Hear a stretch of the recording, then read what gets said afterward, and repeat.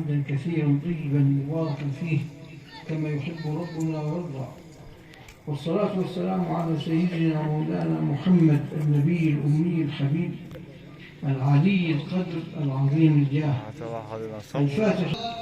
ودام ذكرك مرفوعا إلى الأبد، صلى الله عليه وعلى آله الأطهار وصحبه الأخيار، ما تعاقب الليل والنهار حق قدره ومقداره العظيم، ومن تبعهم بإحسان إلى يوم الدين. أما بعد، فأيها الأحبة، سلام الله عليكم ورحمته وبركاته.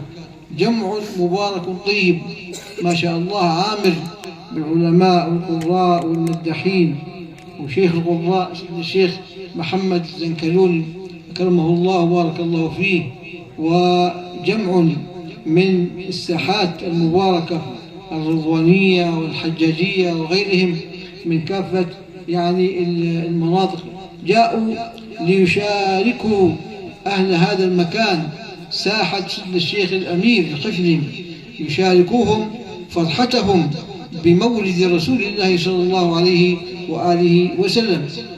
وفي الحقيقة يعني كنا عايزين نسمعوهم يعني، والفقير يقعد كده في الآخر عشان يعني يشكرهم. والله يعني بارك الله فيكم على المجيء والحضور والفرح. وزي ما احنا بنقول دائما أن الفرح برسول الله صلى الله عليه وسلم دائما أبدا بنص القرآن أمر من ربنا. قل لهم يا حبيبي بفضل الله وبرحمته فبذلك فليفرحوا هو خير مما يجمعون. قراءة خير مما يقتضي التغاير، أي نعم يقتضي التغاير، لكن هو رسول الله من زاويتين مش مختلفتين، إنما متكاملتين. هو فضل الله وهو رحمة الله، يبقى هو صلى الله عليه وسلم. بس سيدنا محمد الفضل العظيم، سيدنا محمد الرحمة للعالمين. يبقى إذن زاويتين متكاملتين. يبقى في الحالة دي يجوز العصر، نقول لك اثنين. وقالوا الدليل إني فبذلك اليمين إشارة الواحد بس، فليفرحوا إن في ذلكما وذلكن حسب المخاطبة. يبقى فبذلك فليفرحوا بهذا التكريم العظيم، الفضل والرحمة المحمدية. افرحوا، لأن الفرح في القرآن العظيم في فرح مذموم فرح محمود. الفرح المذموم اللي هو وفرحوا بالحياة الدنيا وما الحياة الدنيا في الآخرة إلا متاع. هذا فرح مذموم. لا تفرح إن الله لا يحب الفرحين. لا يحب الفرحين بأسلوب صيغة المبالغة هذه، فرح هكذا، يعني كثير الفرح بطرا وكبرا وغرورا. لكن افرحوا بفضل الله فليفرحوا، لأن الفضل هنا بالفضل وبالرحمة، وليس يعني فرحا عاديا.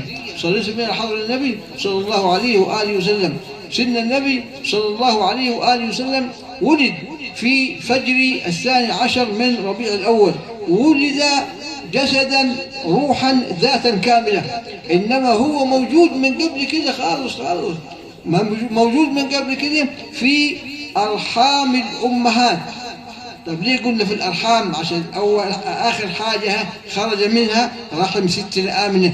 ولما تقول ستنا آمنة قل ستنا، وقل آمنة رضي الله عنها ينفع، آمنة عليها السلام ينفع، يمشي وبس. امال ايه يمشي؟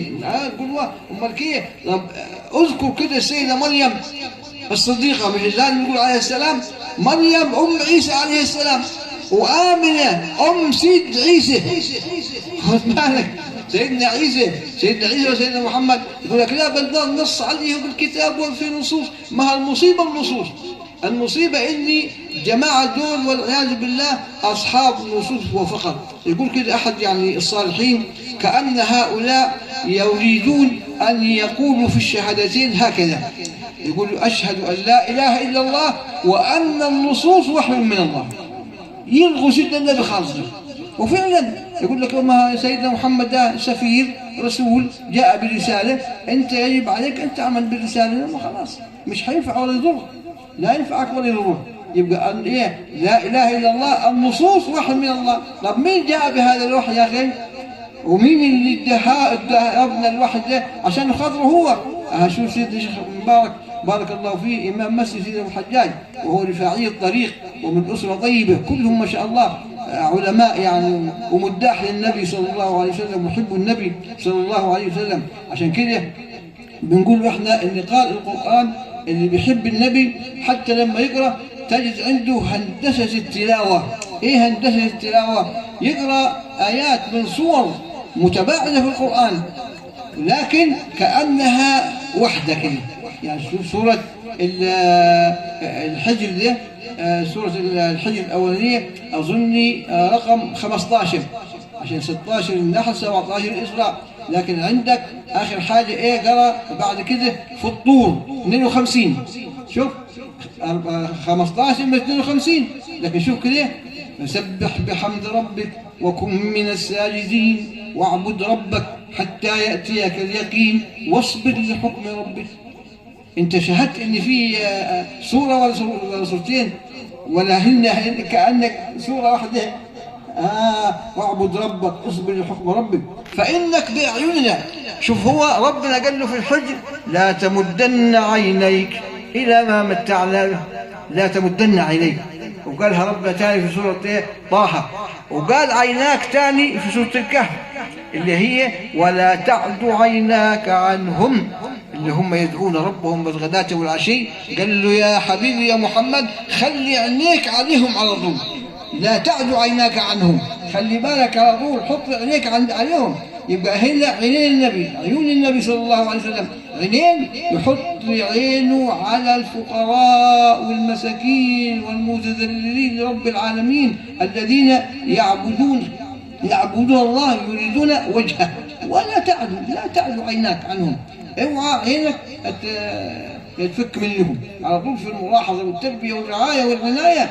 لكن الجماعة لا تمدن عينيك، اوعى تبص عليهم بص حتى إلا ما متعنا به أزواجا منهم ليه ظهرت الحياة الدنيا. يقول في الآية بتاعت لنفتنهم فيه ورزق ربك خير وأبقى. فلما امتثل رسول الله صلى الله عليه وسلم وجعل عينيه على أحبابه ويعني كف عينيه على أعداء الله، العينين راح ربنا قال له إيه؟ فإنك بأعيننا، أنت ضحيت بعيونك خليتهم عشان خاطري. أقول لك عينيك هنا تقول هنا، ما توديش عينيك هنا. طب أنت إيه؟ مش بعيني بقى بأعيننا، لأن دي بقى لحضر النبي الغالي صلى الله عليه وسلم. سيدنا موسى يقول له ولتصنع على عيني، لكن دي فإنك إيه؟ بأعيننا. يقوم واحد يقول إيه عارف القرآن ويقول ضمها ربنا قال في السفينة تجري بأعيننا، يعني إيه الفرق يعني؟ لا حبيبي الفرق كبير قوي، دي تجري بأعيننا جريها بس بأعيننا، لكن حينما رست السفينة على الجودي راحت وين؟ خلاص كده على الجودي وقيل يا نوح اهبط بسلام. لكن فإنك بأعيننا ذات وصفات، أنت على طول بأعيننا يا حبيبي يا محمد، تفرق كبير. قالوا كمان أصلا السفينة جرت بأعين الله، عارفين عشان مين فيها نور النبي. الله نجى به نوحا من الغرق كما نجى لإبراهيم من حرق. أقسمت بالله رب الناس والفلق إن الذي أخجل الأقمار في غسق. يقول يا محمد وين؟ فاق النبيين في خلق وفي خلق. يبقى السفينة جرت بإيه برضو؟ عشان خاطر النبي خلاها بأعيننا، لأن فيها النبي الغالي صلى الله عليه وآله وسلم. شوف كده عيون النبي صلى الله عليه وسلم. فشوف بقى لما عيون النبي تبقى عليك باستمرار كيف؟ طيب يا رب دي اللي عليهم باستمرار أوصافهم غالية وعالية قوي. ربنا يقول واصبر نفسك مع الذين يدعون ربهم. شوف خذ الحكاوي الصفات ايه؟ يدعون ربهم بالغداة والعشي يريدون وجهه، لا عايزين الدنيا ولا آخرة، حتى الآخرة تقول كي يعني ما هم مع النبي يا جدع، ما هو الآخرة هتحلو إلا بالنبي. ولا الجنة تبقى جنة إلا بالنبي صلى الله عليه وآله وسلم. ده يقول لك لا الجنة برضه بربنا يا أخي، وجوه يومئذ ناظرة إلى ربها ناظرة. والله ما حتعرف كيف تشوف ربنا ولا تتأدب مع حضرة ربنا إلا لما سيدنا النبي يعلمك الأدب. سيدنا النبي حيجتمعوا بيه كل جمعة الأول قبل ما نروح لربنا عشان يعلمنا أدب الجلوس والحضور مع الله صلى الله عليه وسلم. لأن النبي دائما في رقي، دائما في ترقي. الوحيد اللي هو يوم القيامة متواصل العبادة ومتواصل العلم، المزيد من العلم. تصور يعني سيدنا علي يقول اليوم عمل ولا حساب، غدا حساب ولا عمل. يوم القيامة حد حيعبد ربنا؟ لا، لكن فيه اللي هو أول العابدين، أول من عبد الله نورا هو العابد الوحيد يوم القيامة. لما وين زي في الشفاعة فأذهب فأسجد تحت العرش، يبقى حيسجد ولا وكن من الساجدين، مش مسجد بس. هناك قال له اسجد واقترب، لكن كن من الساجدين، انت ساجد باستمرار محل السجود. وهذه مرتبة عليا ينالها العارفون بالله في مرحلة متقدمة يسموها سجود القلب. يقول سيدنا سهل التستري فإذا سجد القلب فلا يرفع رأسه أبدا.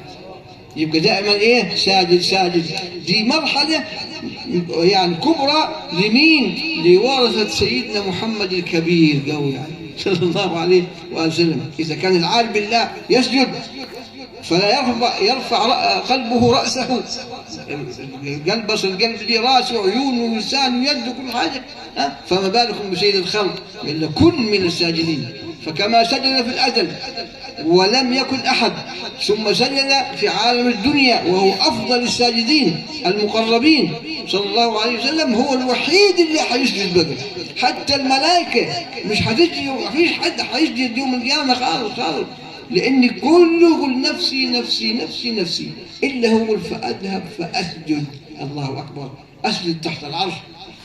يعني عشان الشفاعة العظمى، المقام المحمود. شوف كده سيدنا النبي يقول فأذهب فأسجد تحت العرش فيلهمني ربي بمحامد لم يحمده بها أحد قبلي ولا بعدي. يعني حتى هو النبي ما كانش عارفها كمان في الدنيا. يبقى التعليم زيادة ولا اللي هو قل رب زدني علما، على طول زدني علما إلى ما لا نهاية، حتى في الجنة حتى في الجنة. ولذلك رسول الله في ترق دائم في الأنفاس والحركات والسكنات بحيث لا يعلم ذلك إلا رب الأرض والسماوات سبحانه وتعالى. فيقول فيلهمني ربي بمحامد لم يحمده. شوف المحامد دي هي جوامع الأدعية، مش بكلمة محامد الثناء وبس هي وخلاص، لا. سيدنا النبي يقول أفضل الدعاء الحمد لله، مع أن الحمد لله دي شكر ثناء حمد كلها فيها، لكن قال دعاء أفضل الدعاء الحمد لله. ولذلك افتتح ربنا بها كتابه الحمد لله رب العالمين. وتفتتح الصلاة بها في الحديث القدسي قسمت الصلاة بيني وبين عبدي نصفين. الرواية كده فإذا قال عبدي الحمد لله، مش البسملة، في رواية البسملة واللي خل بها سيدنا الشافعي وغيره، لكن الحمد لله كمان هي فاتحة الكتاب كما أنها فاتحة الموجودات. كما افتتح الله الموجودات بسيد الكائنات محمد، افتتح كتابه الذي أنزل عليه بالحمد لله رب العالمين. صليت على النبي صلى الله عليه وآله وسلم يحمده به أحد قبلي ولا بعدي. يقول له بقى ربنا يا حبيبي يا محمد ارفع رأسك وسل تعطى واشفع تشفع. خد بالك زي الروح كده زي اسأل ربك، مش قال له واسجد واقترب.